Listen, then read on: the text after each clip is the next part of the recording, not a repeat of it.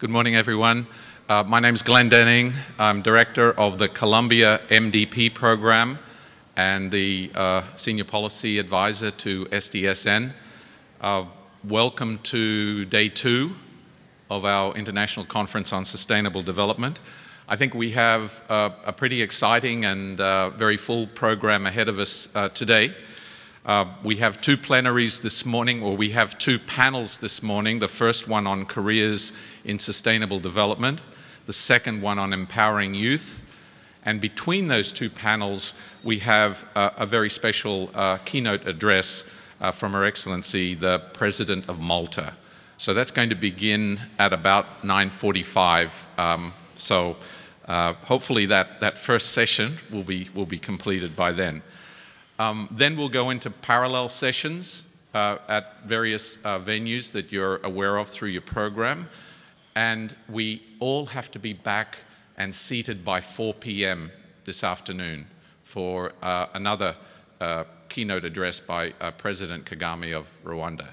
Okay, so please, whatever parallel session you're in, make sure they close early enough for you to be back here and seated. There'll be actually quite a few additional participants for that session. So if you want a seat, you need to come before 4. Okay, so with that, we better get on with the program, and Ben Christ will take over.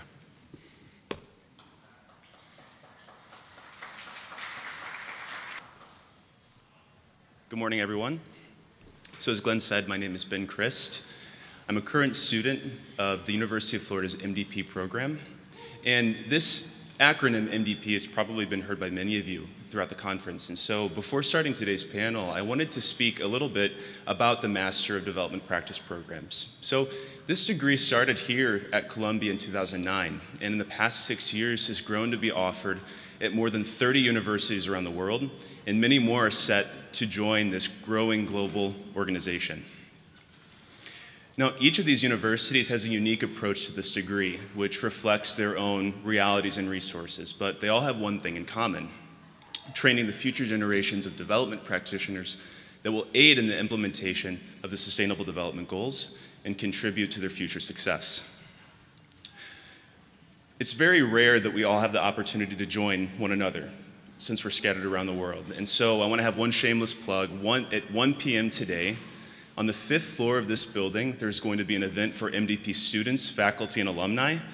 So again, please, if you're part of the MDP organization, 1 p.m. in the Sato room, the 5th floor of this building, please join us for a special event. Now, as much as I'd like to remain a student for the rest of my life, I don't know if all of the MDP students share that sentiment. Eventually, we're all going to be searching for careers. And that's one reason why I'm so excited and honored to welcome today's panelists to the stage to talk about just that, careers in sustainable development. So first and foremost, I'd like to welcome Gabrielle Lindau to the stage, Director of Sustainability Marketing and Communications of Emerald Brand. Next up, we have Michael Berkowitz, President of the 100 Resilient Cities program, pioneered by the Rockefeller Foundation.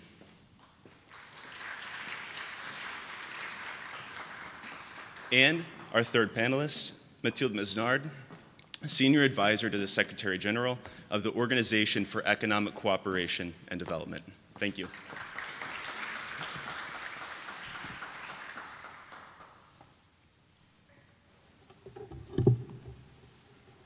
So thank you so much for joining us today. So you're probably aware of the format of the panels. We're going to offer each of the panelists for 5 minutes or so about their own experiences in working for sustainability or just sharing your own personal stories. And then with our remaining time, we're going to be taking questions from the audience and also from Twitter. So please, maybe Gabrielle, you could start. Sure. Well, thank you so much, and thank you for having me here today. Thank you. It's really exciting to be here because I did not go to school for sustainable development. And you know, that's something important I want to talk about because I grew up in the 80s when recycling was just becoming very big. I remember learning in school that when you brush your teeth, you should really turn off the water so you can actually save water. I remember slowly but surely we started having different types of recycling options. So we'd have the paper bin that went out, we had the glass bottle bin, and then we had the plastic bottle bin. Today, in my hometown on Long Island, we actually have one bin that recycles all. So as I've grown up, so has sustainability, and so has the way that we treat products during their life cycle, from development to finish, when they are either being recycled, or today we see composting becoming a more common practice. So I was somebody who was always interested in the visual arts, and what I did was I decided to go to school for media and communications. I did a 4-year Bachelor of Science at that, at the New School University in media, and then I went on to do a graduate residency program in communications in Switzerland. Now, during that time, I was always working corporate careers. So for a few years, I worked for the Estee Lauder companies, and this was back between 2008 and 2010. And this big corporation had something called the Green Committee. So of course, somebody who's sustainable in their everyday life and had a big interest in the environment, I thought, okay, what a great committee for me to join. Meanwhile, I was there really doing media planning and communications. And so we had a very big event for Earth Month every year, and this Green Committee would meet and talk about how we can engage our employees all year long to talk about what they're doing to save the environment. Now, a few months ago, I was at a Better Business Bureau conference, and the actual Chief Sustainability Officer from Estee Lauder happened to be there. And this has been 5 years since I worked for that company, and that just shows you that careers in sustainable development are really growing and changing. And 5 years ago, there was not a chief officer of sustainability at Estee Lauder. And so you didn't really see sustainability directors in corporations either.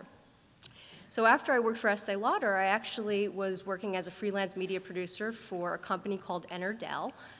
They were based in Indianapolis, and they had a small division here called Ener1, which produced lithium-ion batteries for electric vehicles.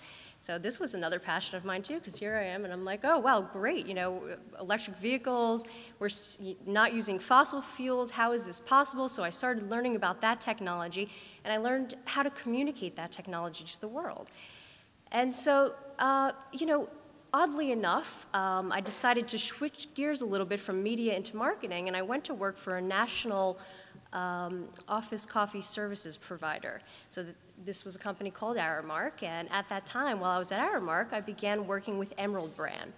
Now, why Emerald Brand was so important to me and why they stood out was because out of all the providers we were working with, they were the only company that offered a green disposable solution.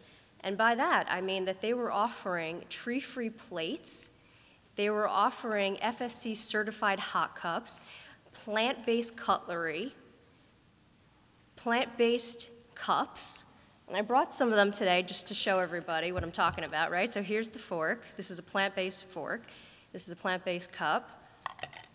And this is a plate that's literally made from 100 sugarcane bagasse, 100% sugarcane bagasse, and this can be composted either in your backyard or in a commercial composting facility.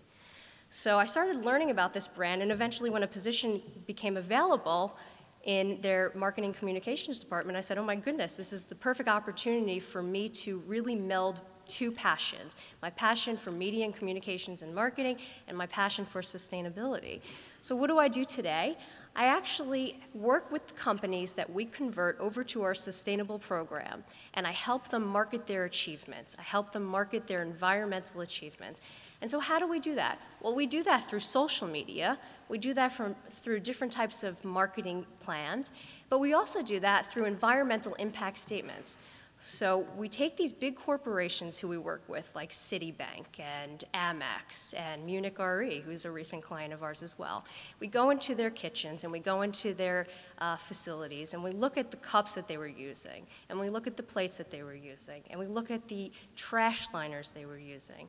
And we say, okay, well, you know what? If you convert from foam cups over to FSC certified cups or PLA-based plant cups, if you convert from using plastic plates to bagasse plates, we're able to analyze exactly how much water they will save, how many trees they will save, how many carbon emissions they're going to reduce, how much landfill waste they will divert.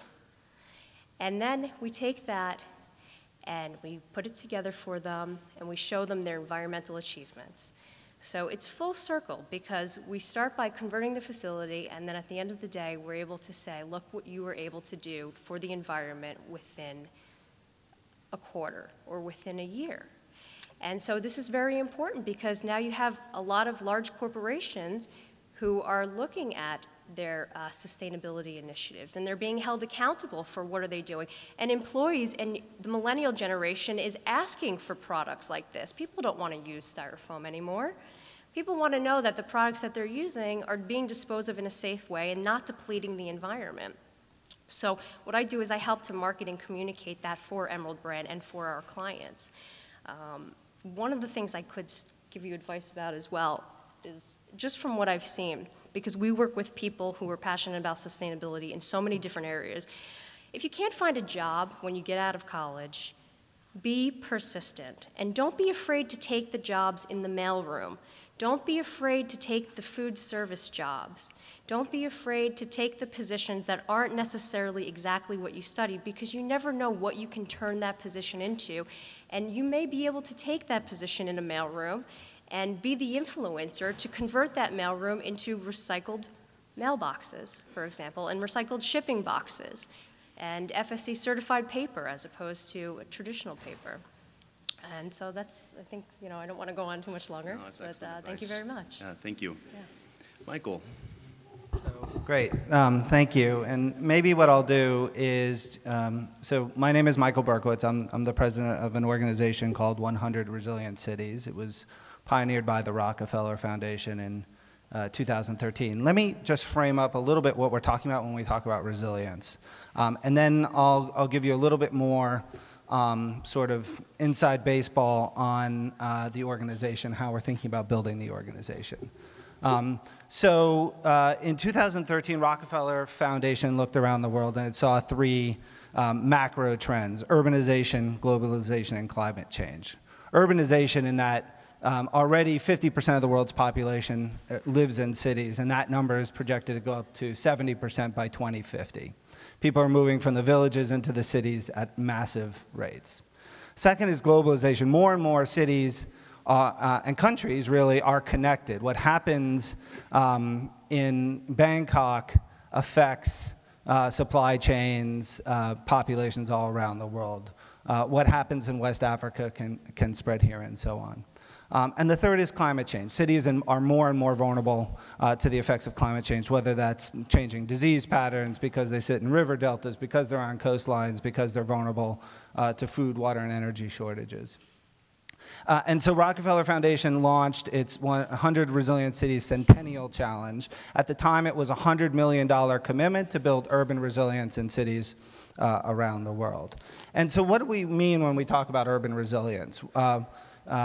First of all, we think of it, quite simply, it's a city's ability to survive disaster, but not just the sudden disasters, the hurricanes, earthquakes, terrorism, hazardous materials accidents, disease outbreaks, but it's also those slow burn things like chronic food, water, and energy shortage, very high levels of crime and violence, shifting macroeconomic trends. So you see in Detroit, the one city in the US that's almost been wiped off the map wasn't because of Superstorm Sandy or the Northridge earthquake. It was being too dependent on a single industry, the American automobile industry, and those trends moving against it. So we think about urban resilience in very holistic ways. And when we think about what a city needs to do to become resilient, it's not just good public health and emergency response, although those are important. It's cohesive communities where neighbors check on neighbors. It's strong and diverse economies with strong middle class. It's good stewardship of their infrastructure, both the natural environment and the built environment. It's integrated leadership with strong stakeholders. It's all of those things. And so you can see that the sustainable development goals and this urban resilience movement really have a lot in common. And so when I showed up at Rockefeller Foundation, and I was the head of operational risk management at Deutsche Bank in London. The president of the foundation came and asked me to lead this new effort. We actually had two paths we could take. One is we could give grants to third-party organizations to carry out this work for us. And that's the way foundations are meant to work, right? Or we could incubate and spin off a new organization.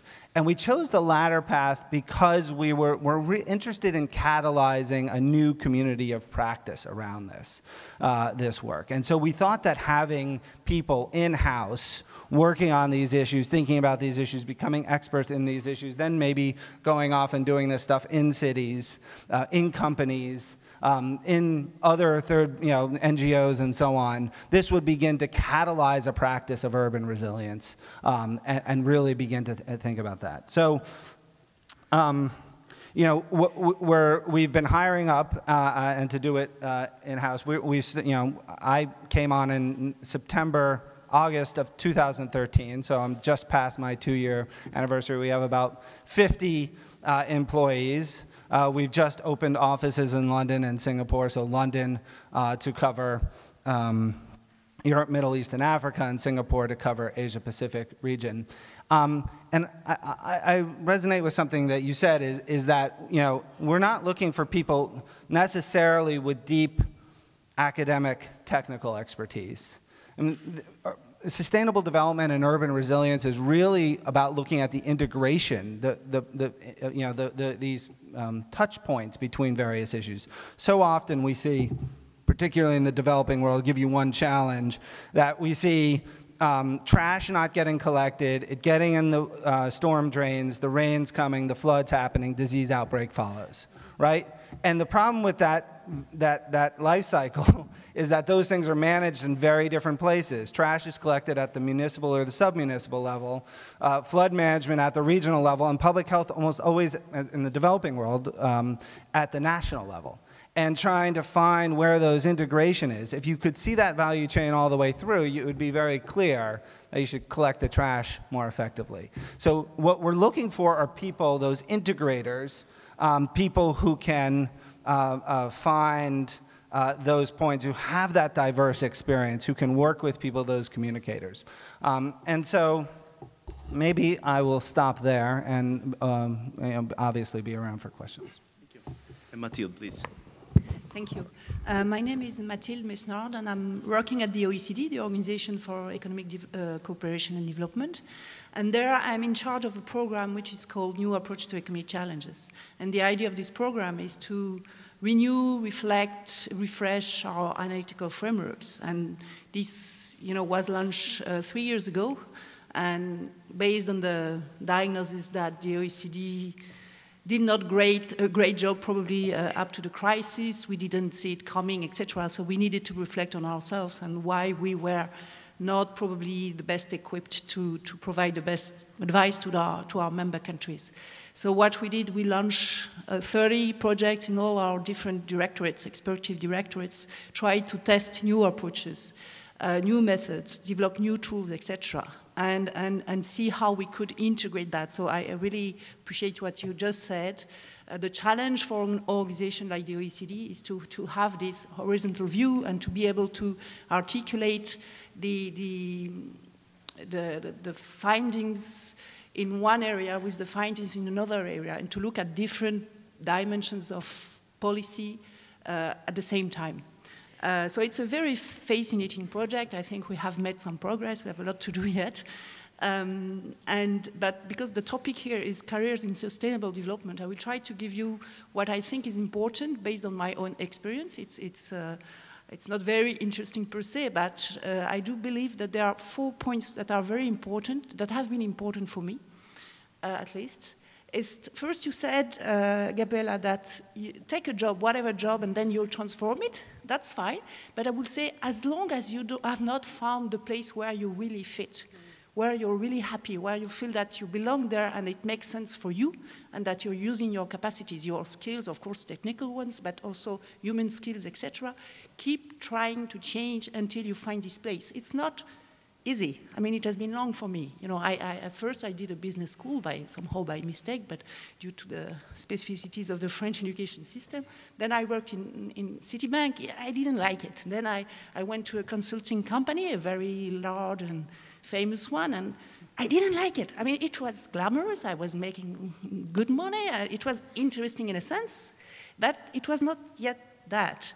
And I changed, and then I did a PhD in economics, and then I worked at the OECD. And now I think, okay, that's my place. That's where I belong. So I think it's very important because it's difficult to find the place where you really fit deeply your job. So you need to keep trying and changing and evolving and reflecting to find this place. That would be my first advice. Then I think the second point you mentioned, like this interdisciplinarity, is very important. The challenge now, I think, in our world is that we have super experts in macroeconomics. We have super experts, etc. We have great experts, but we have less and less people that are able to articulate these different fields of expertise, these different disciplines, and make sense of something that is really horizontal. And for sustainable development, that's what we need, obviously.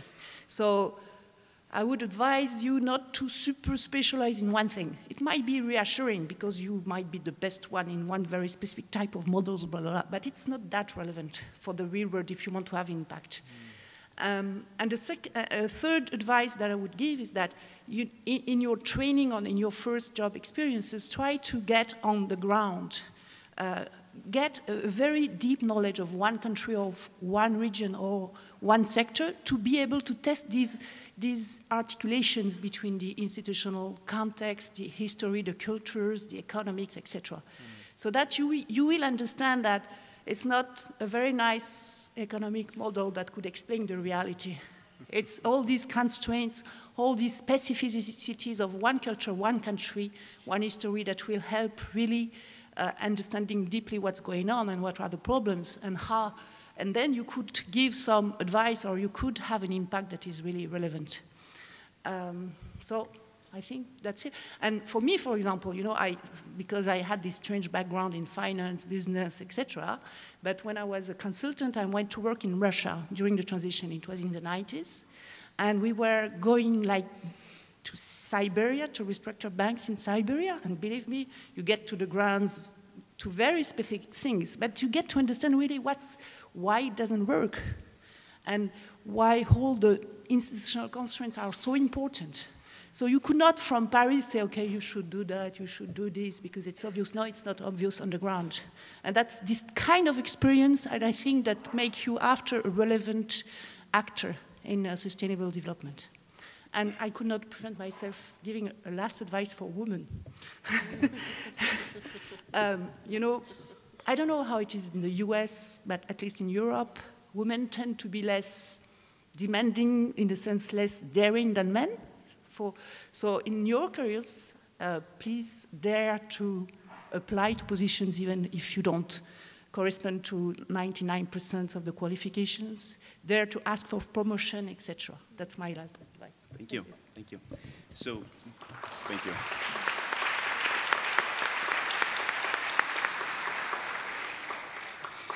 It's really interesting for me because we have three very different panelists, but I think that you all touch on the importance of finding your place in the interdisciplinary and complex issues of sustainability and development.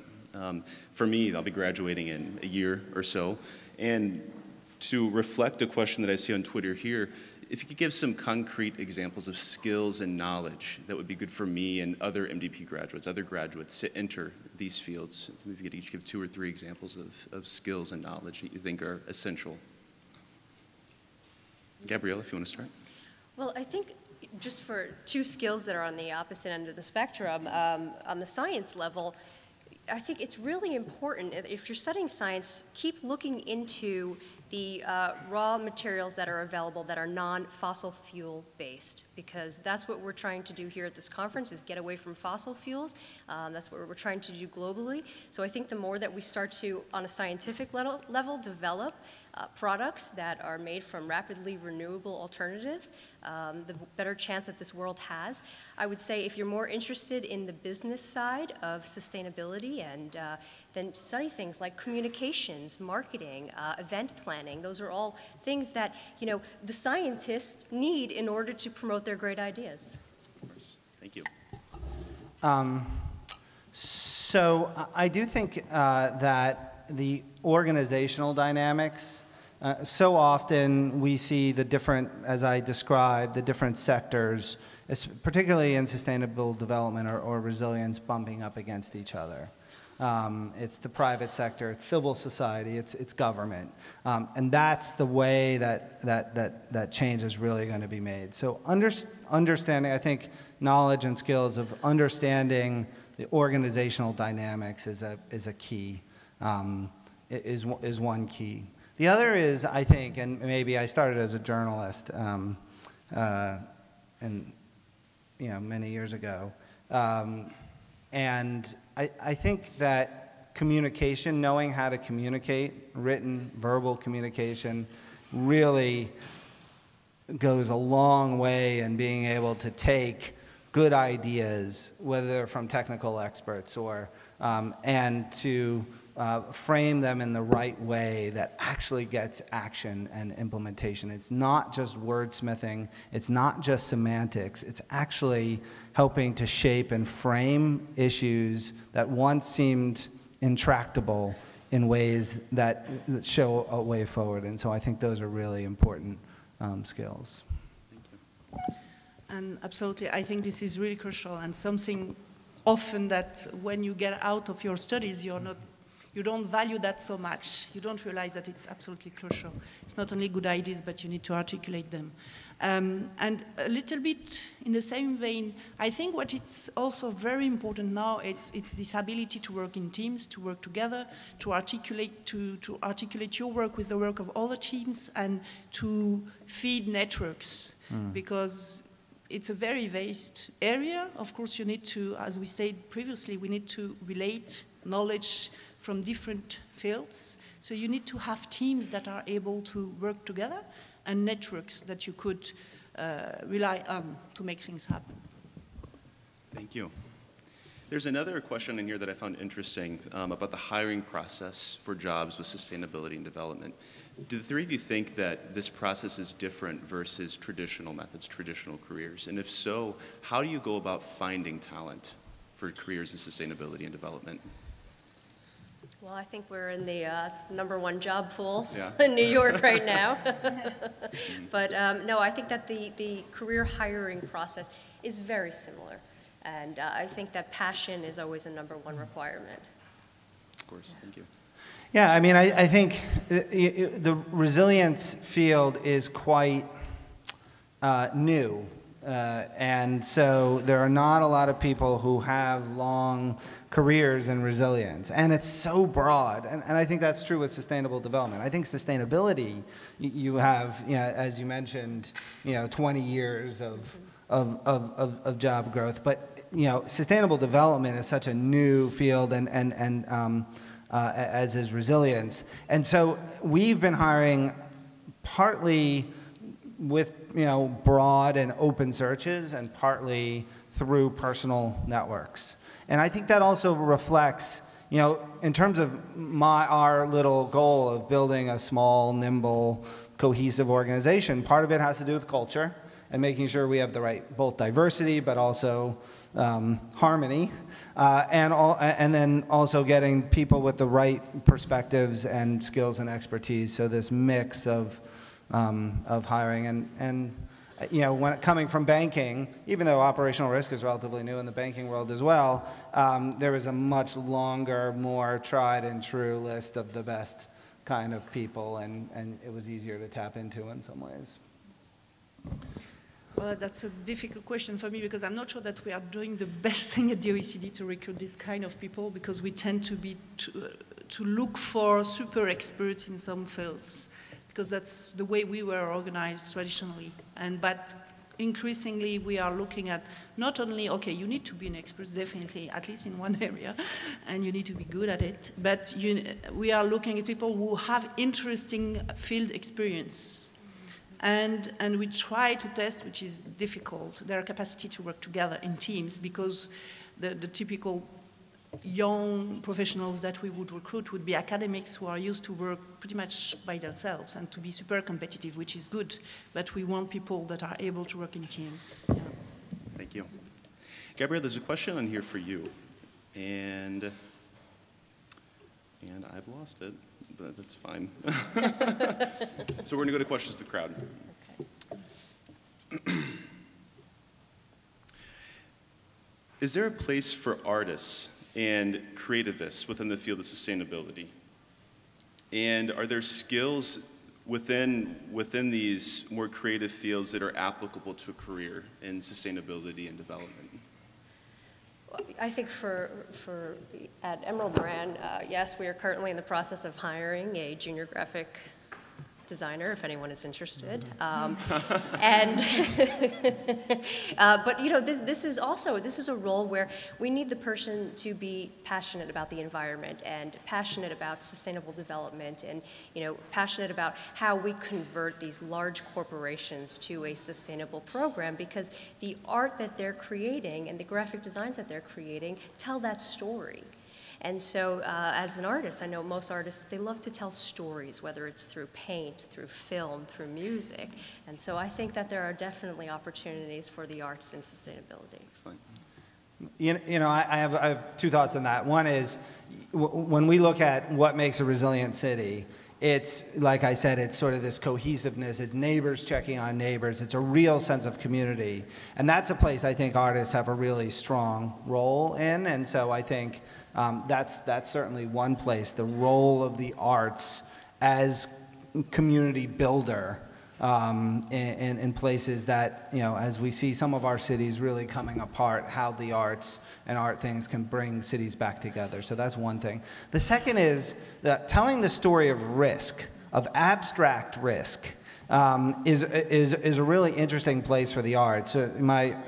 Two of my good friends run an art collective called the Canary Project. I don't know if anyone's heard of it. It's climate change art collective. They did something called the High Water Line here about 10 years ago, where they actually painted on the ground the 2-degree sea level rise, you know, like up on the curbs, and oops, there's a house right in the middle. And so people could really like interact with it in a very visceral way. And that was a really amazing way to raise awareness and consciousness in a profound and somewhat subtle, but not so subtle way. And I think that's a really important place for the arts as well. Well, I would give the same answer in terms of communication of the messages. We need creativity, we need artists to help us. Because, you know, when you have very abstract, conceptual data, whatever, it doesn't always reach the general audience. And every one of us, if you have a very good movie for example, on the danger of water or whatever, then you have an impact. So definitely, yes. Excellent. A question here that I thought was interesting. A lot of us, when we start in careers of sustainability and development, we start maybe as unpaid interns. But how can we reconcile the high salaries of some of these organizations that work in development? How do you think that we can reconcile, like how high should these salaries go for some of the top administrators in these companies that do development and sustainability work?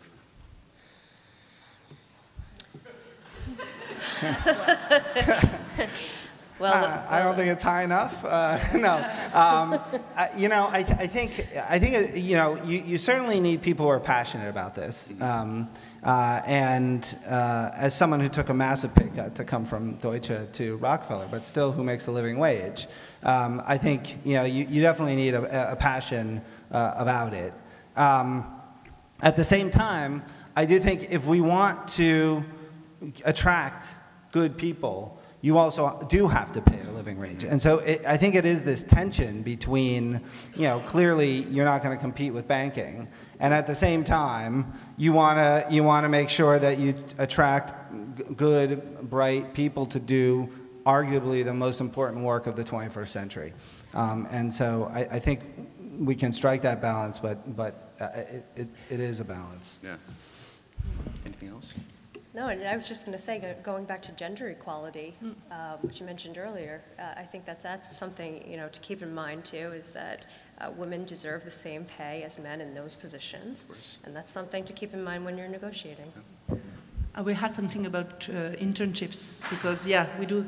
I know that in these fields you need to do a couple of internships before finding a right job, and the problem is that in many organizations, including mine, we don't pay interns, or we pay them just a small amount, and so we end up with only rich kids, which is really not working. And that's a problem because I don't think, nothing against rich kids, but I don't think they have the best perspective on poverty alleviation, etc. So we need to work out in our organizations to find a way to give at least a decent allocation to interns so that we could get everybody. Thanks. And I think we have time for one last question. We have 3 minutes left. Do you think that the degrees on the undergraduate or the graduate level are really preparing students to enter these careers that we're talking about today? And if not, what do you think that these degrees are missing? I think that they're definitely educating students on the challenges that they're going to face and the reality of climate change. And I think that gaining foot experience in the field, doing the internships, is another way to round that out. You know, at least at the undergrad, so a couple of answers, I guess. One is, at the undergraduate level, and I went to the University of Delaware. Somehow I graduated and showed up for an unpaid internship at a journalist organization, at a newsletter company in Washington, D.C., and I didn't understand the difference between the active and passive voice. I mean, how is that possible? And, you know, and I'm not the only one, because I see a lot of, you know, the crap that comes from my interns, and they don't understand it either. So, so I guess I would say, you know, there are some really practical building blocks rather than fancy technical skills that I would like to see emphasized. The other is that I think, you know, the more you can get out of the ivory tower and into the practical world, at least from a, you know, in my limited role hiring people, that really helps. And so, yeah, I agree that unpaid internships maybe give you a weird slice of society, but having that practical experience is so important, and that's the thing that really, really prepares you. And again, it's a balance between having some, you know, academic, rigorous underpinnings for what you're kind of doing. So I'm not poo-pooing that entirely, but I do think having, you know, real practical experience is absolutely essential. And I will add perhaps to have people who have academic degrees in 2 different fields. It's very interesting, more and more interesting. You're not just a pure economist or a pure scientist, but you have done a little bit of science and economics, or finance and something else, etc. And of course, like the ground experience, critical. Thank you so much. That concludes the panel for today, and I just wanted to again thank all of you for participating.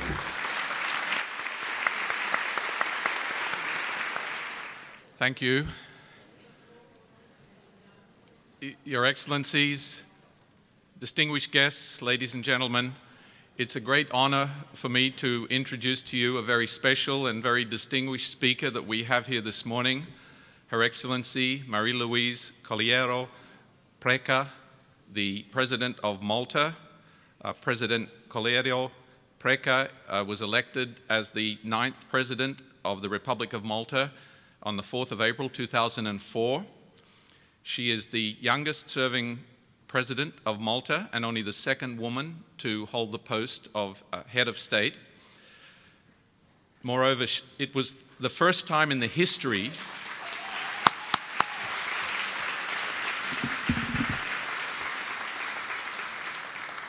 It was the first time in history of the Maltese Parliament that she was elected with the unanimous support, unanimous approval of all members of Parliament. So it was a very important appointment to the presidency.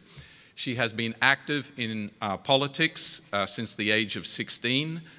She's served as an MP in the Maltese Parliament from 1998 to 2014. As an opposition MP, Member of Parliament, the President served as a shadow minister for a number of portfolios, including social policy, tourism and health, and is also a member of the Parliamentary Permanent Committee for Social Affairs and another committee for family affairs. In addition, she was a member of the delegation for the Council of Europe. In 2013, President Colliero Preca became the Minister of Family and Social Solidarity. So throughout her career, Her Excellency has championed reforms and strategies in the social sector, including a number of areas like social housing, the use of ICT to simplify social benefits, child protection, pensions, welfare reform, as well as innovative services to support victims of sexual assault. I think it would be very fair to conclude that the quest for social inclusion, which is one of the 3 pillars of sustainable development, has been central to Her Excellency the President's distinguished career. So today, Her Excellency will speak to us about the topic of migration, which is very topical within Europe and also very important within Malta. Madam President, as I mentioned to you backstage, these are participants of the International Conference on Sustainable Development. It's an annual event that brings together the Global Association of MDP, Masters in Development Practice Programs, as well as the Sustainable Development Solutions Networks. And we're focusing very much on how to implement the SDGs. So would all of you please join me in welcoming Her Excellency President Marie-Louise Calero-Preca.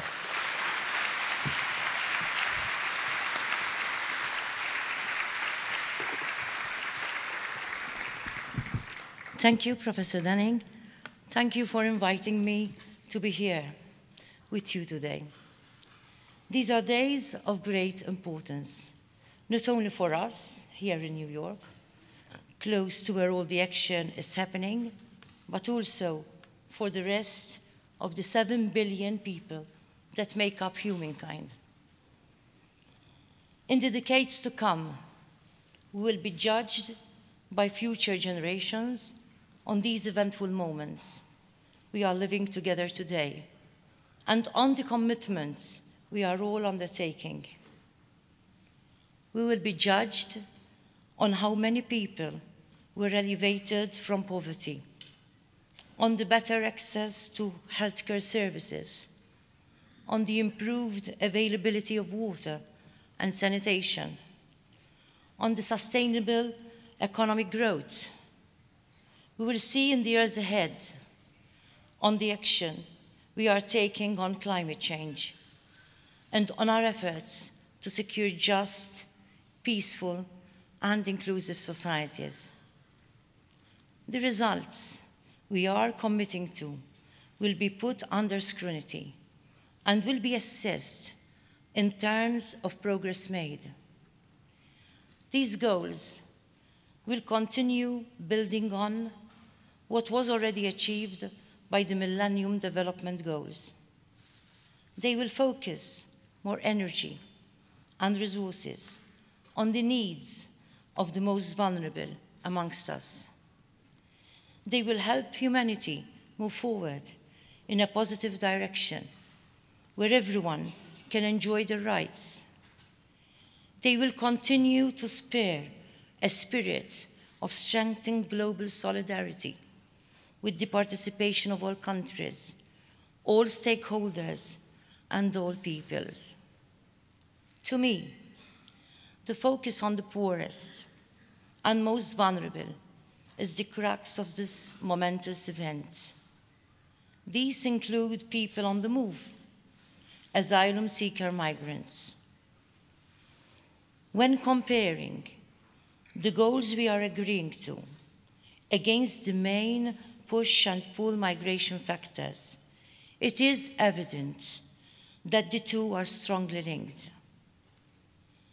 Migration is fueled by poverty, lack of food and water security, inequalities, economic factors such as employment and economic growth, lack of sustainable practices, climate change, conflict, and wars.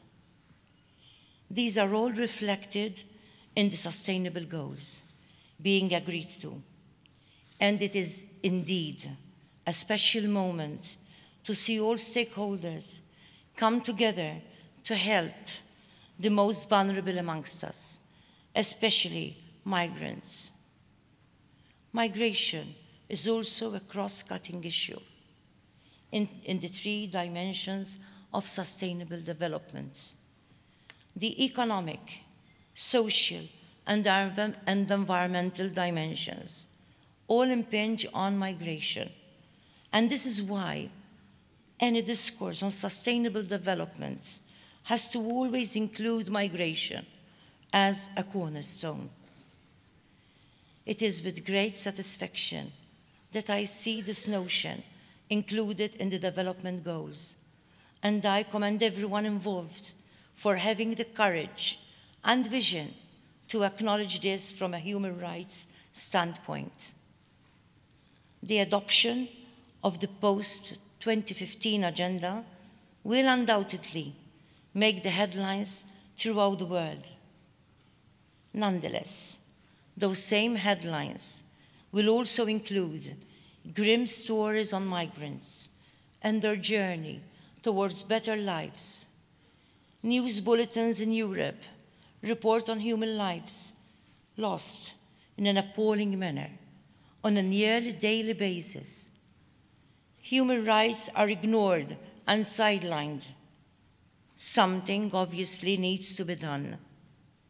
The Mediterranean region and mainland Europe are now facing an unprecedented situation, a turning point which could mean a new beginning for so many, or a tragic end for countless people.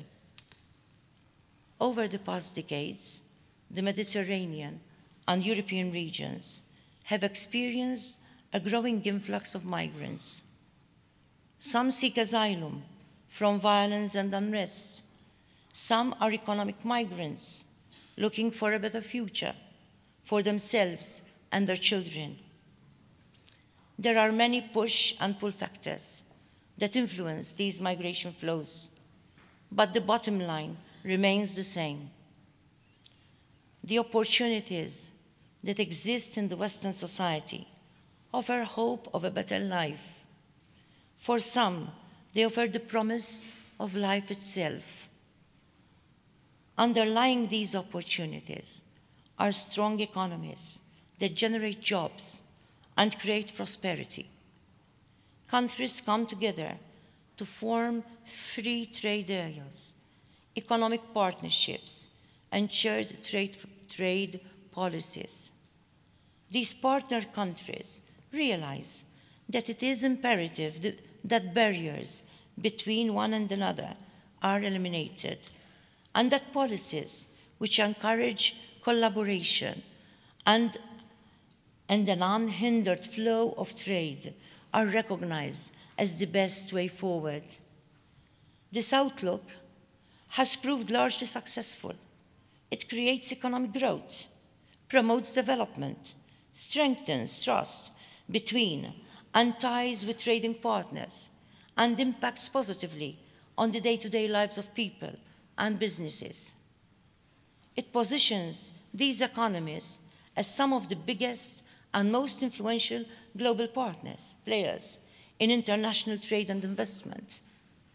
It is also seen as a way out of economic crises, delivering lower prices, greater consumer choice, and ultimately a higher standard of living. This economic reality, unhindered and free, without barriers or borders, a success on so many fronts, is nonetheless in stark contrast with policies on migration. Policies on migration adopted by these same Western societies are based on a markedly different set of principles. Indeed, existing migration policies seek to hinder and stop this collective sense of cooperation and mutual benefit for all.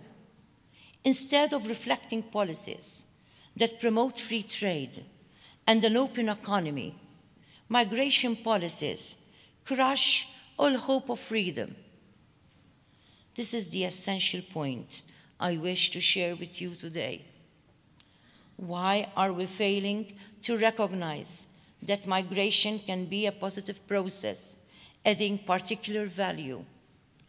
Why are we failing to adopt migration policies that facilitate the movement of people rather than restrict them? Why are we putting up walls instead of building bridges? Human migration has always played a part in the story of our world. It will always exist because of humankind's ongoing impact on our planet. However, it is up to us to influence the way we deal with migration and the policies our governments choose to adopt. These policies must be rooted in fundamental rights, linked with economic and trade policies that affirm and celebrate the spirit of the UN Covenants. The demographic change that is underway in many Western societies is one example of the kinds of issues that governments must increasingly take into consideration. For example, in Europe, there are real concerns that there will not be enough workers with the right set of skills to replace people approaching retirement. Striving for the full potential of workers by closing the gender gap and improving labor market outcomes are important elements of any policy response to an aging population. It is therefore key that these intersectionally sensitive concerns are also open to an awareness of migration. Research and statistics consistently illustrate the fact that migration boasts the working-age population. They also show that many migrants arrive with skills that facilitate substantial contributions to human capital development. In the context of the labor market, migrants also play vital roles in both declining and fast-growing sectors of the economy. In essence, migrants not only help through their taxes and social contributions, but they also contribute significantly to labor market flexibility. The facts paint a very different picture from the distorted viewpoints some political actors would have us believe. Some of these actors choose to capitalize on people's anxieties and spread deliberately misinformation so as to incite hatred and instill fear. Understanding the true impact of migration is crucial if we are to debate the topic in a constructive and fruitful way. Such debates are imperative because they help shape the design of policies directly engaging with processes of migration. We need to bear in mind that a right-based commitment must uphold the dignity of migrants throughout the world. This is the overarching reality that policymakers, governments, and all stakeholders must respect, and that must guide them during any debate or policy formulation. Dear friends, we must reflect on the lessons learned from economic and trade policies, namely the need for collaboration, partnership, facilitated movement, and no trade borders or barriers. We must think of how these have resulted in great prosperity for us. We have been liberal in our policies regarding trade and economy. We must now be just as generous with people's lives. We must come to imagine a world where migrants are embraced rather than pushed away. Once this is achieved, we may truly nurture a world where peace and well-being can thrive. We will be in a position to civilly discuss our differences in societies that celebrate diversity and opportunities for all humanity. Together with my Foundation for the Well-being of Society, I am in the process of establishing an institute for peace and well-being through which these outcomes shall be studied, facilitated, and promoted. I invite you all to join us in this initiative and the exciting research it shall carry out in our European Mediterranean region. I encourage you to be active in supporting this vision and to join the efforts of your civil society in urging policymakers to adopt approaches that safeguard human dignity and encourage mutual respect. I am confident that our collective efforts will ultimately translate into a sustainable peace and substantive well-being in our communities and for each and every one of us. Thank you.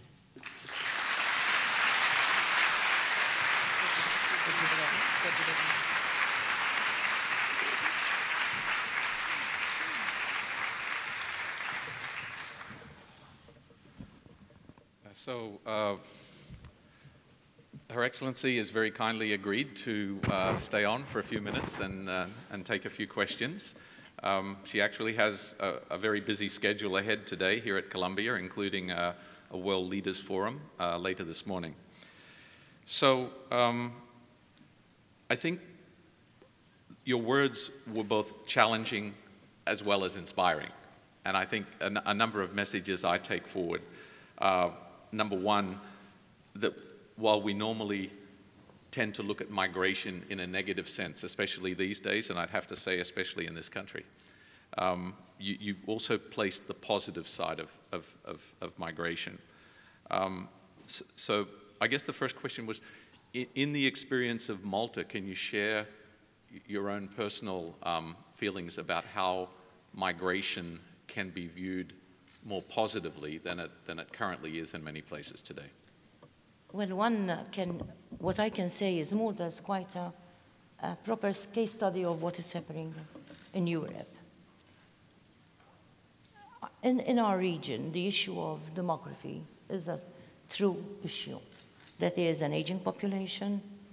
Many of our policymakers, governments, all the time have this big headache of how we will be sustaining our welfare systems, our health systems, etc. And this is due, obviously, to the fact that we have an aging population. So migration could be an answer to this. This is just one aspect of it. There is the aspect of enriching, the enrichment that different cultures, when come together, bring to the society. There are the issue of migration, if we're taking from a negative aspect, and try to sort of blur realities, you would find that, yes, you have this feeling of fear and well, uselessness. But migration has been the history of our planet. Migration is the present of our planet and will be the future of our planet, of humankind. If you take the Maltese population and take a look at the surnames, our family names, you could find family names coming from all over the globe. If I take the example of my family name, Coleiros Portuguese, Precas Italian, because we're all of us, in some way or another, have this issue, belong to a migrating situation. Europe is the same to a certain extent. And America, if you take US, it's definitely migration has been the enriching history and present of many of our countries. So I think that we need, and it's all of us, it's not, I was not appealing just to governments or policymakers, but I'm appealing to each and every one of us, because we can make a difference in how we look at migration. Each and every one of us can stand up for the reality and for the truth. And we have to see reality, because we will have migration in the future. Why haven't we started discussing how we are going to tackle this new phenomenon of migrants, push factors, new migration flows that will be due to climate change.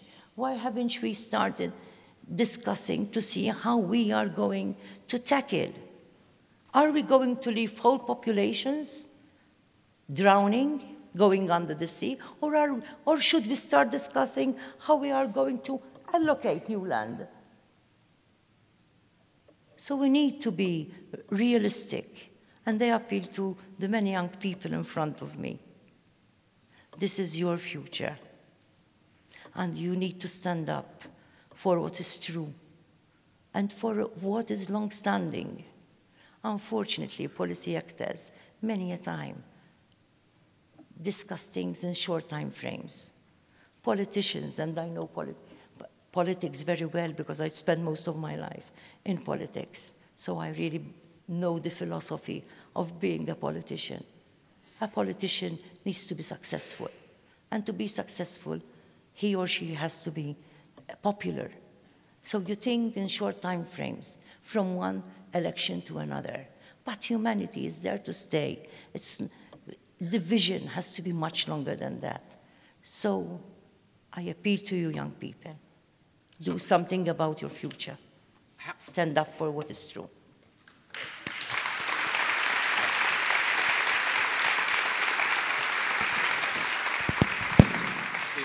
In fact, it's very timely. This is the next session after this will be focusing on how youth can be empowered. And I actually like to put it around how youth can empower the non-youth to be more active in sustainable development from your own perspective. So I wonder if you've had any, again, from your experience in Malta, how have you experienced engaging young people in development, through education programs and other means. We have a group here called SDSN Youth, and I think we'd be, after hearing you this morning, we'd love to somehow engage the Maltese youth into this global program as well. But any yes, through, obviously through empowerment programs, through civil society. Civil society is very important. What we're doing in the presidency now, since a year ago, in fact, we have launched this President's Foundation for the well-being of society. So we're trying to do our part, even though I am a non-executive president. We're trying to do our part from the presidency by bringing people together to indulge in conversation. We create safe spaces for people to speak up, for young people. But we believe in children speaking up as well. So we create a lot of, we take a lot of initiatives to create safe spaces for children to speak up. So when they are young people and adults, it will be second to nature for them to speak up about what is true, what affects their lives, what affects their well-being, what sort of well-being would they like to have. I believe in participation. I believe in self-participation.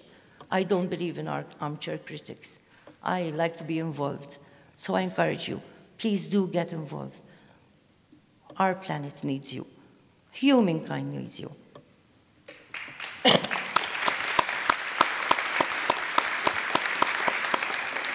You've got something to build on now, so we'll look forward to the next session. I think we probably have to close here, but what I'd like to say is in all sincerity, we really do appreciate the fact that you've really elevated the importance of social inclusion and social justice, and with a specific look at the migration topic, which we're not really addressing in a lot of detail here, but as you've mentioned, it's now on the Sustainable Development Agenda, and I think it's important for us to incorporate it in our own learning, in our studies, in our teaching, and the like. We've heard many times in the discussion of the 2030 Agenda that we should not leave anybody behind, right? That's a very common slogan we're hearing. And so I think we do need to think of migrants for various reasons, of how they can be much more incorporated and part of and participating in sustainable development. But as you mentioned, building on principles of fundamental human rights. You reminded us that everybody deserves to live with dignity and must have that opportunity to flourish and prosper. So with all this, and I think the other words that I heard, building bridges and not walls, was something I'll certainly take home. So with that, let me ask all of you to join me in thanking Her Excellency the President. Thank you. Thank you. Thank you.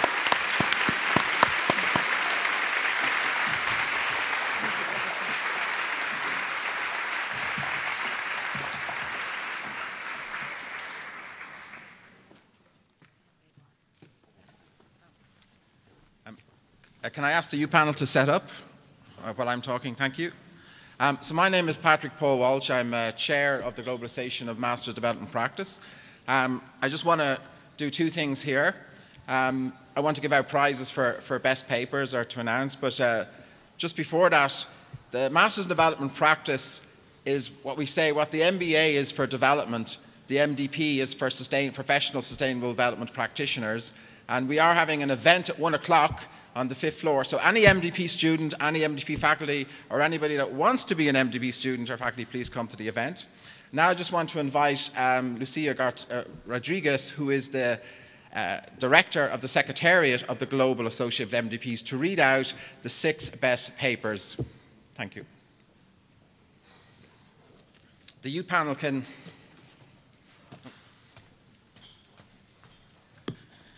Good morning, everyone. Good. So, as my colleague here, Paul, said, we did go over all of the papers that were submitted for panel presentations.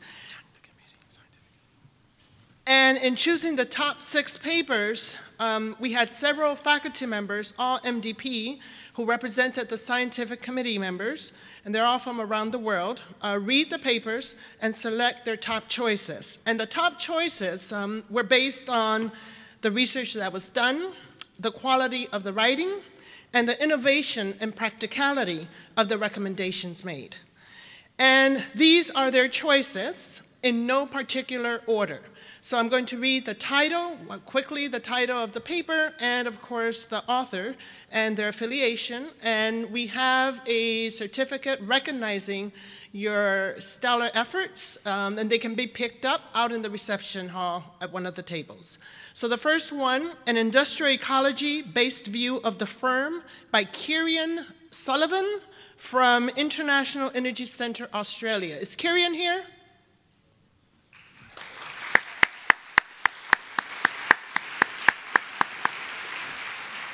The other one, the next paper, is called Fondazioni Inni Enrico Mattei and Centro Mediterraneo sui Cambiamenti. My Italian is not as good as it should be, but it's by Carlo Orecci. Is he here? Well, the next one is the costs of, the next one is Training India's First Female Toilet Builders, an argument for improving sanitation through women empowerment and social inclusion. And they have several authors, and the name that I'm able to read is Christopher Coley.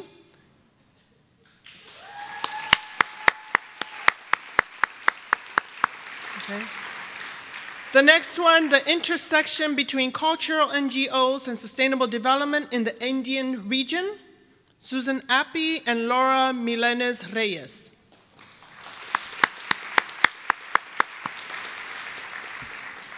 Next one, the potential structural health monitoring tools to mitigate corruption in the construction industry associated with rapid urbanization by Yongchao Yang, Alessandro Cataneo, and David Mascarenas. And the last one, thank you for your patience, is what do we know and don't know about solutions for poverty eradication by Martina Votkova. So thank you all for all your hard work. We do have a certificate outside. Please be sure to pick them up. And we will also recognize you as such as being the top papers in the conference proceedings that we will put together after the conference. Again, thank you for all your great effort. Thank you.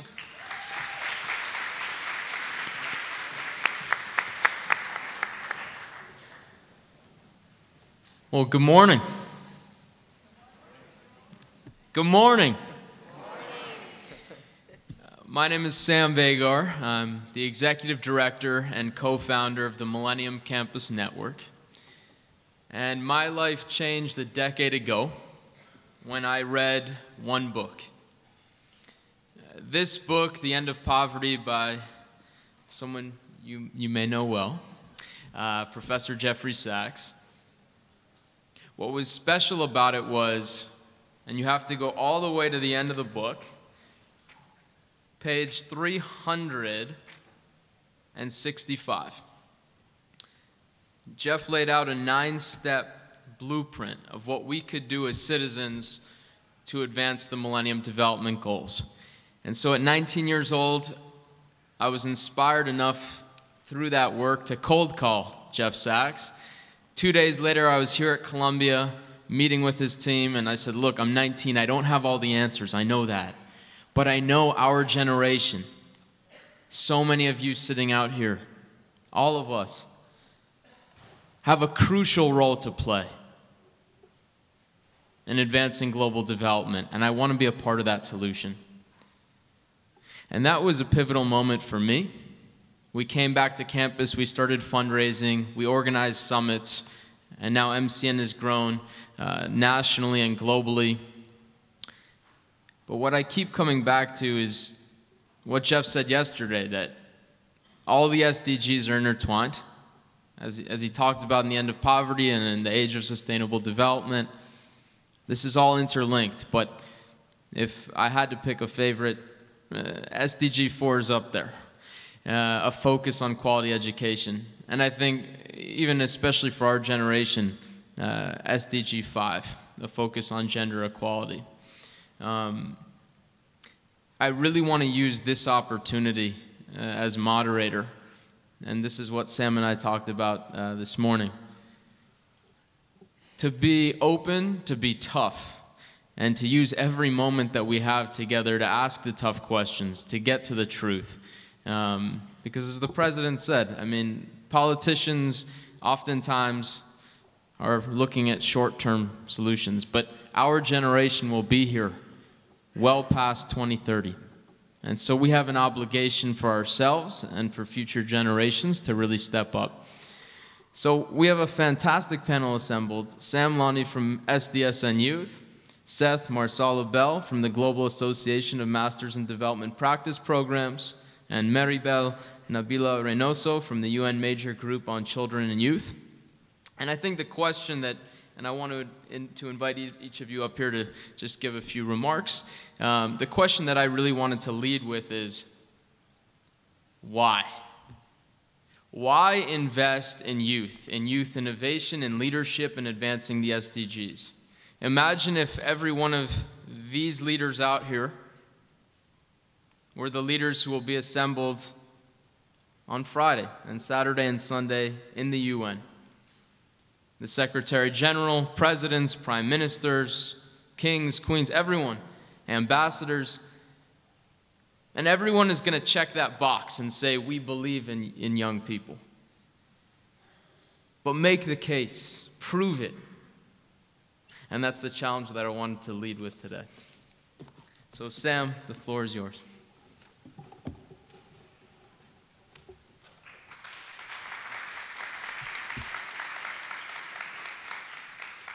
Thank you very much for that, Sam. So this week we talked a lot about this SDG agenda. We know how important it is. We've talked about it as one of the most important documents of this century, if not the most important. We know how serious this agenda is and how urgent it is. But my question is, does the average person know? If we step outside here and we ask the average person, do they know about this agenda? Do they know about the impact? Do they know how it affects their communities? I'm willing to bet that no, they don't. And this is part of the problem. But if you ask them about human rights, I can guarantee you, no matter how limited their knowledge, they will have something to say about human rights. And that's interesting, because that wasn't the case before 1945. That wasn't the case in the 19th and 18th century and before that. Human rights wasn't such a big concept.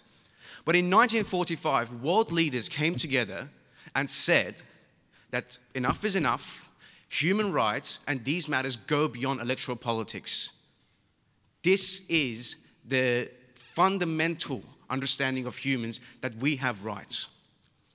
And this, again, is the challenge for the SDGs. How do we make this go deep into the fabrics of society, just like human rights have? How do we make it go into every single country around the world, and for people to actually understand and care about them, make it go deep with them?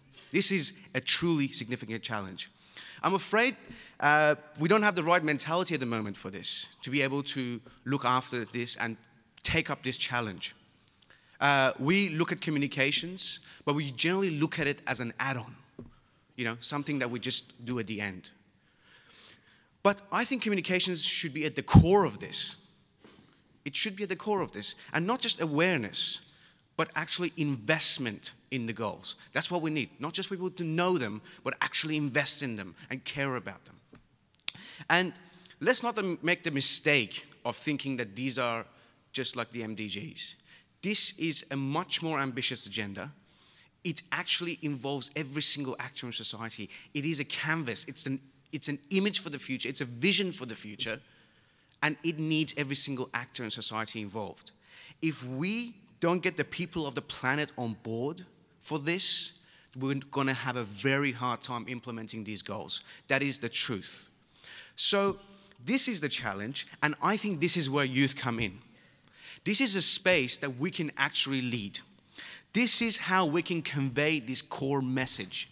We can go back to our countries, to our parliaments, to our local communities, and advocate for this, introduce behavior change, and say this goes beyond politics. This should be a vision for our future, for your future. This is the idea behind what I'm saying here. Now, the good thing about the SDG is that it has the potential to be really well communicated, like human rights. Why? Because it goes to the core necessities of human beings. It goes to our future, again. So it is a positive agenda, but again, it's an urgent one. We won't get many second chances with this. And this is what I suppose SDSN Youth is about. We want to create this space to cooperate with all these leaders here, all the young leaders, and to try and really lead the communication element. Make it the core of the SDGs and get people to invest in it. And we don't have all the answers. I would be lying if I claimed that I did. And that's why we want you involved, because maybe you do. Maybe you have the creativity to come up with the answers and help us cooperate. We have the energy, we have the passion, we have the creativity. And even though these don't seem like very important skills, I think they're fundamental for this agenda. And let's not underestimate them.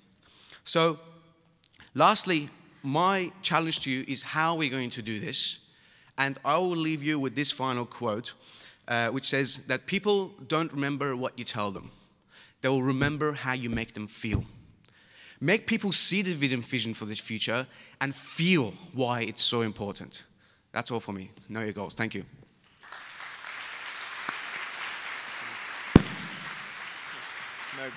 Merida, please.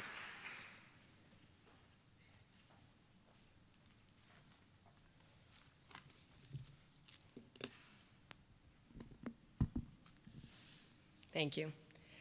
I have the honor to be here on behalf of the UN Major Group for Children and Youth, the UN's official platform for the meaningful engagement of children and youth in the post-2015 process. I personally think that the MGCY has been crucial in this process, but of course, I know I'm a bit biased. So I want to ask a question for all of you. Who are we here for? That's a question I heard a co-facilitator ask a few months ago during a negotiation. This question actually accompanied my thoughts during the week and beyond, and well, I even blogged about it. And I heard him say these exact words: "We are here for you, your families, your sons and daughters, grandchildren, your parents, your uncles, aunts, cousins, your colleagues in this room and out of this room, your friends on Facebook, your followers on Twitter, your compatriots. In short, we're here for you and everybody that means something to you." So these words have stayed with me ever since he said them, because I guess it's a reminder of the real reason why we are gathered here today and why I am here trying to push for youth to be at the heart of the implementation of the SDGs. The words about young people are inspiring. Now that the world must turn them, we need to turn them into commitments and actions. Young people need to be at the heart of the implementation of the SDGs. We are more than just symbolic torchbearers or leaders of the future, which is what is kind of a jargon word that we are kind of tired of hearing. It is us who shape the global goals in the first place that will be launched tomorrow, actually. So I'm just going to jot a few points of what I think should be that should be very important in implementing the SDGs, which would be the following. Importance should be placed on resource allocation and investment in the statistical capacities of countries that enhances the ability of young people and children to engage at all levels in decision-making, implementation, monitoring, accountability through legally mandated and funded mechanisms. So some friends here in New York and, well, in my country too, I'm from Dominican Republic, by the way, they asked me, okay, so you talk about young people being in accountability mechanisms and such, but like, how are they going to do that if they don't actually know how to? And I say, no, wait. They do know. They just need the skills and capacity building to achieve this. So this can be addressed by institutionalized avenues for youth-led shadow reporting and monitoring, evaluation, and data collection. So also, going through this point, I think it's important that investment in new and reliable disaggregated data, it's necessary to cover gaps in monitoring progress. The effects of sustainable development policies on children and youth must be seen. Without investment in data disaggregation, children and young people remain at the risk of being invisible, and the most vulnerable will continue to be left behind. So finally, a bit about what just Sam said. The implementation of the SDGs need to be conducted in a fully transparent way, with reviews of the process and progress disseminated in a way which all people, I mean all people, including children and youth, can understand and hold their governments to account. Because if they don't understand what the global goals is about, then they will not be engaged, and then we will all fail at sustainable development. Lastly, on a personal note, I tried explaining this process to my abuela, my grandmother, and all the relatives, and why this is all crucial for the world we are determined to build. So after a couple of hours of capacity building with my grandmother, she understood, right? But in the end, if you think about it, the SDGs with all these goals and targets, like I've asked you, all of you before, who are these goals for? For and by the people. They are for my grandmother, my friends, me, you, and everyone in this room. Thank you.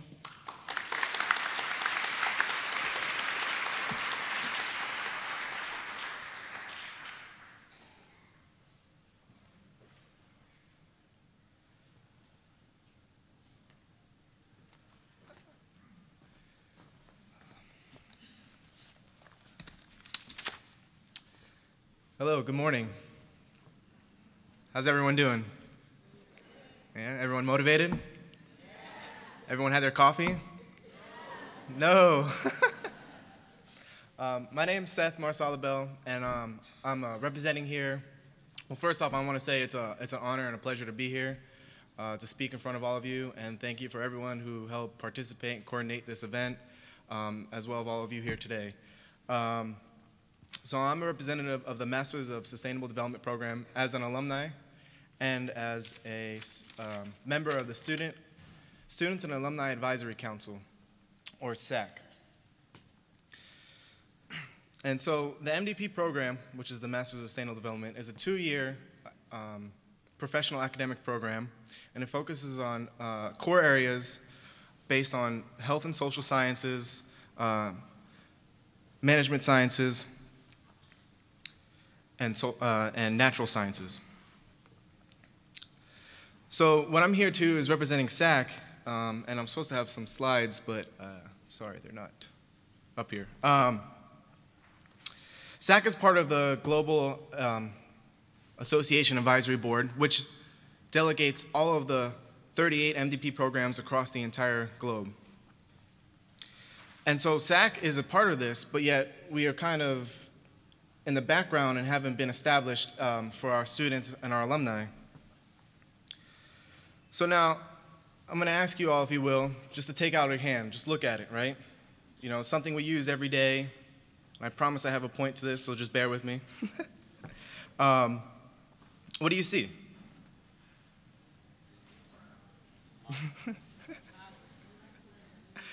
I like where you guys are going, but it's just a hand, right? Well, now some of us was trying to look into that. Now I want you guys to take that a step further and imagine. So you see the hand, but some of us know it, but we don't think about it on a daily basis. That there's bones, there's tissues, there's nerves, and lastly, there's millions of atoms that without them, your hand wouldn't even exist, right? And so, think about it. You have a small universe in the palm of your hand, literally. But we don't think about it that way. You know, it's something that's so simple, yet complex. Well, in essence, that's what SAC is. GAB is the hand, the shell that we all see, that we see it on a daily basis. The second layer, the bones, the tissue, the muscles, that's the 38 MDP universities across the globe. Now you want to get into the nerves, the kind of, you know, they make you feel, when you grab something, you feel the nerves. That's the professors and the directors that run these programs that ensure, you know, that we are leading into the Sustainable Development Goals. Now lastly, question for you guys. What do you think is the most important part? The atoms, right? So what would that be in correlation to to students? Exactly. The students, there's thousands of us out there, and we've been in this program, and there's multiple alumni and students currently that are just in these programs that are passionate, they want to learn, but they don't have this connection through globally, maybe through a university, maybe some universities are coordinated together, but not that interconnected between 38 universities. Imagine that, right? So I want to ask you all just to raise a hand, whatever hand you have, both hands. Right. Everybody, come on, don't be shy. All right. Now I'm going to ask you to kind of step outside your comfort zone and grab your hand with someone next to you.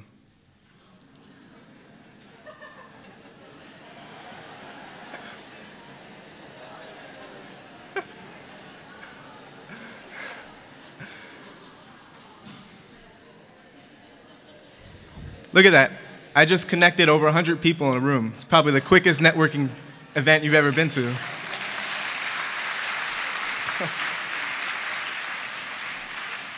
And so that's what our focus of SAC is to do that with all the students, with the alumni, with the faculty, and with employers. Imagine that, having a base of just international opportunities to say, hey, I'm looking for a job, and somewhere halfway across the world, we got something for you. So lastly, I would like to end on with two statements, a quote and a question for everybody. Is first for the youth and even everybody here, is just please always think outside the box. Always ask why or why not. I know a lot of our youth are kind of tired of being told that we can't do something, and we're going to be the one to change it. Remember that, that's our generation. Second, please attend a meeting today at 1 o'clock on the 5th floor in the Sateau room. And now for the quote, I know it's very popularized, but I think it's the most important and prevalent in our time, especially in regards to implementing the SDGs and branding SAC. And this quote is by Lao Tzu. And so a journey of 1,000 miles begins with a single step. So my question for you is, what will be your first step? Thank you.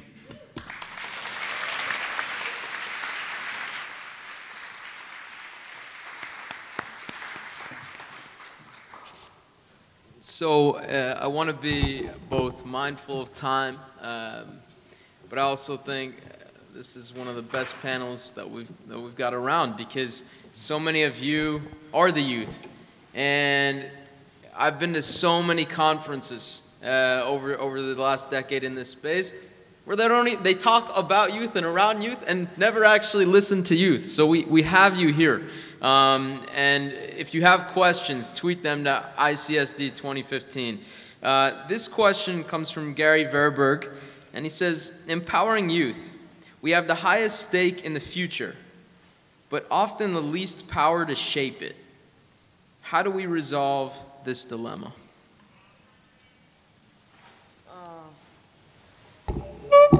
Okay, so who did you say asked the question? Gary.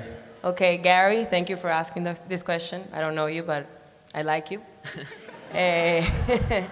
So I think this is something we have all been discussing. Like, I discussed that with him 2 days ago, I think. I think partnerships are crucial, and I know this is another jargon word. People have been talking about partnerships, but I think that if there's a partnership between young people, governments, other actors from society, civil society, and all the groups that have been excluded in the past, and they work together, I think we can get a lot done, if not everything. Thank you. My simple advice is, I completely understand the sentiment and the frustration with that, but my advice is very simple, and that is, don't hold back, don't wait. When you take the leadership, people tend to follow you. They will listen to you once you've achieved things. They will listen to you once you show that you're going somewhere and you have a direction and a vision. People go. They look for leaders in this space. And the key is not to wait and be persistent and keep going. That's my view on that. Sorry, I had to relearn that question. For us to get involved with the youth, I think it's time for us to just stand up and stop being shy and stop being in the background. You know, obviously this process has been going on for hundreds of years of academia, of processes that we're currently still learning. I mean, we're advancing every day.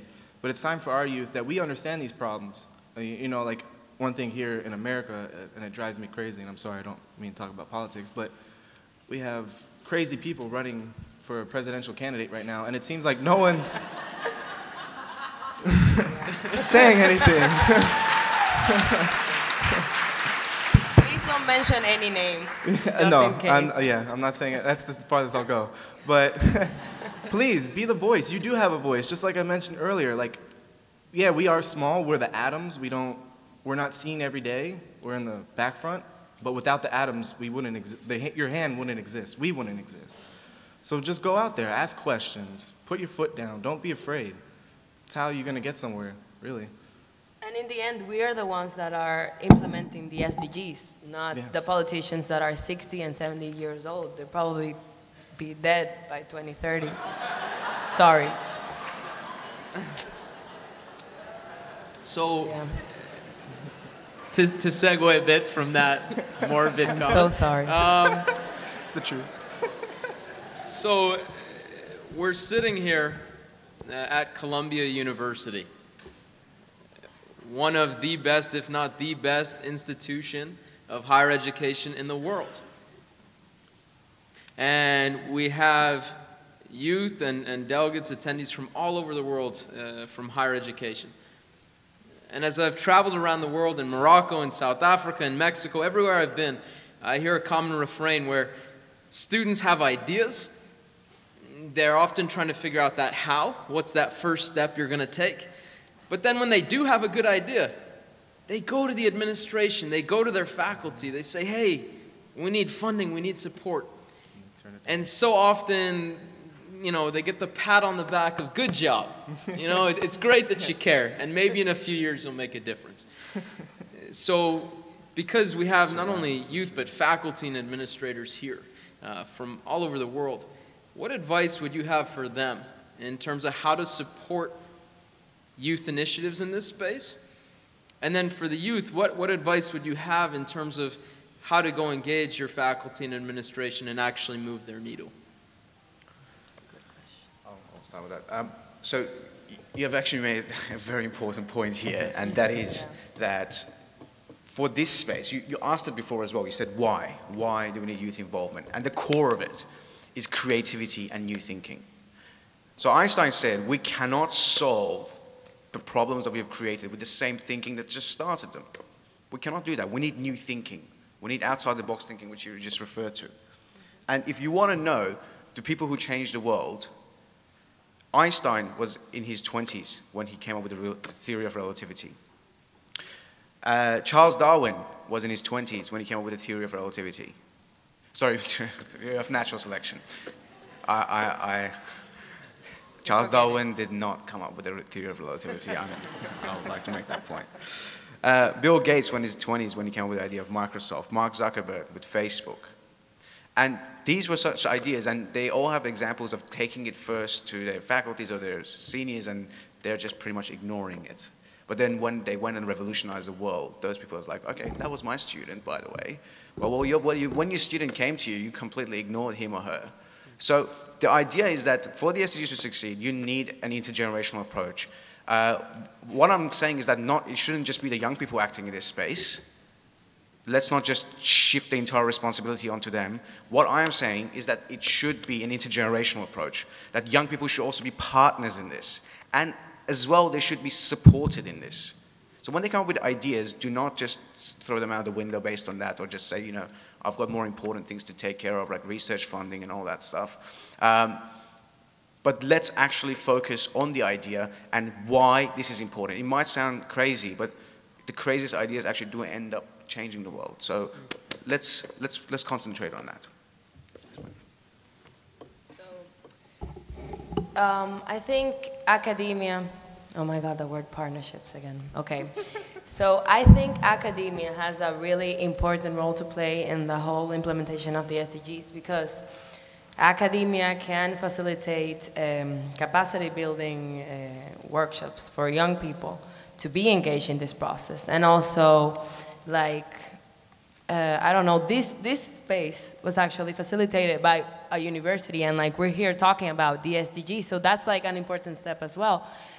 So I think it's a question about, yeah, as you said, academia supporting young people in their roles by facilitating resource allocation, investment funds for research and like certain projects to implement the SDGs and in a local level, because again, we need to focus. A lot of people have been talking about the SDGs in a global level, but then again, if we don't have them implemented at a national level and a very local level, then we're not going to be successful. So it's around that about.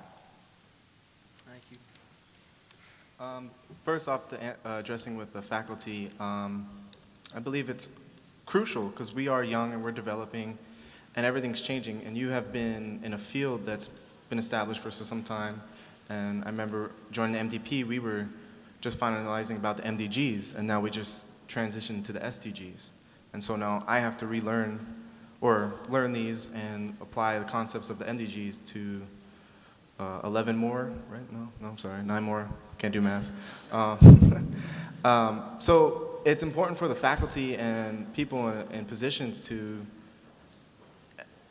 extend that hand to the students to allow us to grow and inspire. I know a lot of you are busy, you got your papers, you know, conferences you got to run, but sometimes there's always that one kid, that one voice that just needs help, a little guidance, and is often overlooked. And so I, implore you, the faculty, the older generation, to remember where you came from and to help students. So when someone comes up to you and says, hey, let's get this going, can I get some funding? And you say, we've tried that, it doesn't work. There's a lot of things that didn't work before but have been changed. And I like to look at our current status of how things aren't working. So if we're going to keep doing the same way and it's not working, what does it hurt to try something new? What is the definition of insanity? Is doing the same thing over and over again, expecting the same results. Also Einstein, by by the way. So thank you for that. You know, I forgot to say also that young students can reshape academia's curriculum. For example, I don't mean to endorse, but of course, I'm currently a scholar at Edinburgh University in Scotland, and they have this program where students can they can propose like a new how do you call it? A new like subject, like, and so some people are working on having these sustainable development like classes, and like for people to take them as optional courses or as core courses. So I think it's really interesting to engage students to actually reshape the whole educational system as well, aligning with the SDGs. Just a quick thought. Thank you. Yes, and to add that, if I could, so I was being nice to the faculty. Now for the students, if someone's in your way, just push them aside. There's other routes you can go to. Don't be afraid to expand your horizons. There's always funding out there through multiple organizations. If you can't get it through your university, through your directors, apply to certain organizations. You'd be surprised. I mean, I was surprised to see PepsiCo up here. So don't be afraid to branch out and expand the curriculum. Wonderful. Thank you. A number of people ask questions, and I'll actually encourage them to come up and see you all after. But for instance, I won't even have you address this one, but what universities offer scholarships to international students for Masters in Development Practice? So questions like that, I would encourage people to grab you for coffee right after, and hopefully you can answer those. A big picture question that I often think about and talk to peers in this space about. This is from Twitter, Omar Rais. He asks, how do we challenge volunteerism culture among the youth, which dehumanizes and creates an exciting, quote, other? Can you repeat that question? Sure. How do we challenge volunteerism culture among the youth, which dehumanizes and creates an exciting, quote, other? Because, as you know, so many of the projects led by youth, I think you get the idea, but I can sum it up from the work that I've seen. So much of the work is actually very either donor-centric or ego-centric at the expense of being human-centered and really just first and foremost listening to the community. So how do we really bring humility and walk with humility as a generation entering into this space? So I'll give you an example of, that's such an important question actually, which doesn't get addressed enough. But it's a tough one and it's important to address. If you want this agenda to succeed, if anyone wants this agenda to succeed, they need people from the local communities need to take ownerships. They need to discuss amongst themselves what these goals mean to them, which ones are the most important to them, what are the priorities, and how they can achieve it as a community. The Western world or the developed world can assist them in that process, but it cannot go there and say, all right, here, this is how you do these things, this is how we've done it in the West, and this is how you're meant to do it now, or in the North. That's a recipe for disaster, especially for these goals, which were meant to be about a global movement, a global transformation, which are most important at the community levels. Yeah, answering your question and actually just adding a bit on what Sam said because he was pretty thorough. I think we should always put people at the center because, you know, we're no longer in this where the donor tells you what to do and you have to do what they do. Actually, we tell them what we want and then we go forward. So I think we should just put people at the center. That's a way. It seems like silly to say, to put people at the center after you ask how do we dehumanize, but I think just putting people at the center and letting them take the decisions. For example, in Brazil, in Porto Alegre, there has been a very successful participatory budgeting system in which people choose how they want to allocate the local budget. So I think it's pretty interesting to see how some sectors of Brazil have achieved putting people at the center. This is a great example of how we can do this. That's really great, both of you. Just to kind of add to that, It is. It's a tough thing that we do, especially youth. I think we have this big-eyed concept, starry-eyed, that we're going to make a difference, and then the world comebacks us, and then sometimes we either bounce back or we fall back into the same pattern. And an example for me is I was recently in Montana working there on farm energy, and long story short is that there's 8 reservations there, and I was trying to implement a project in one of them for local food growing, introducing aquaponics. Wrote up the proposal, sent it in to my supervisor, and his response, not quote unquote, but pretty much was, well, there's a lot of projects that have been done in the reservations and they don't work, so we just tend to stay away from it. And my first response was, well, have you asked what the people wanted? And he's like, no, not really. I was like, oh my God. So, yeah, and I think we gotta stop. I mean, not saying that we do it, but sometimes we forget because we're in the Western world, so we try and bring that. Let's stop trying to bring the Western world to other places. Let's start bringing the developing world and even our homes back here to the developed world so people start understanding why it's different. And you'd be surprised how many people in developing countries or small communities, low-income communities, are really aware, but their voice isn't heard. So, sorry for the long. So, I want to be mindful of time, but I do want to ask this final question.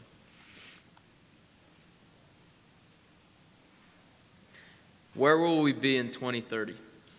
And I want your honest assessment. You know, politicians will get up, oh, everything's going to be great. Goals solved. Oh my gosh. But where will we be? And if you really want to see the goals solved, and not even just numbers and metrics, but what that means in human terms for people's lives, well, how do we fulfill that vision? If I'm still in Florida, I'd probably be underwater. But no, seriously, 2030, if our generation actually steps up, I see us implementing and at least achieving halfway the SDGs, if not 75% of those goals, if our generation steps up. And I know it's a big burden on us, but it's now or never. I mean, as you can tell by the sciences and the information out there, climate change is happening, you know, and that is the biggest thing we have to address. Otherwise, we're going to have some more severe poverty, hunger issues. So I'm remaining positive. I'm hoping we do it, yeah.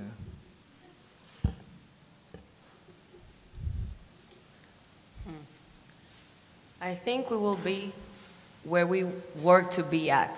I think, well, it's a very difficult question, but I think, like, sorry, so bad with micros. So I know you said you're being positive, but then you said 75 or half. I say we go all the way. I say we 100% achieve these goals, but we need to start working and like right now, like after we leave this room, we need to start working on it. Thank you. I personally think there are 2 scenarios. Either we will keep doing what we're doing, and by 2030 we'll come again and convene in the General Assembly and say, well, we tried. We really tried. And we'll have a go, another set of goals.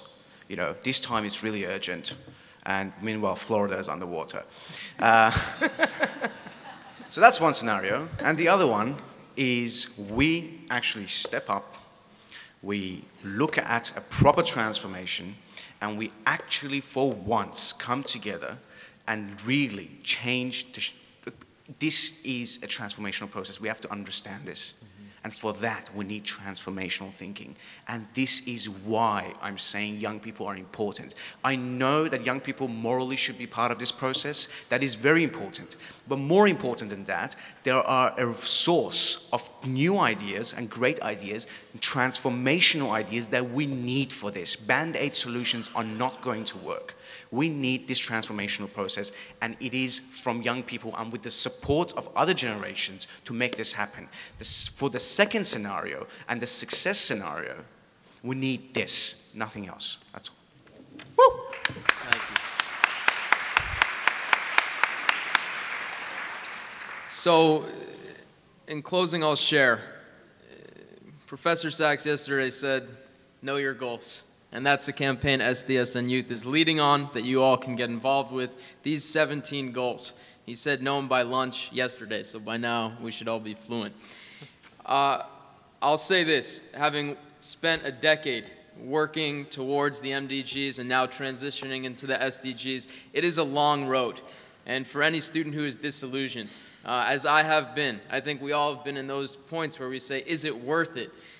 I often return to this quote that Jeff put in the end of Poverty, and it continues to inspire me today. It's from Robert Kennedy.